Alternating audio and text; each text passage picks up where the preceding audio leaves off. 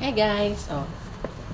Gasan natin itong veggie na to from Malaysia. Gasan natin mabuti.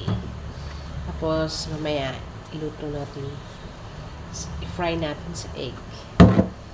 Pero hugasan muna natin. Ganyan.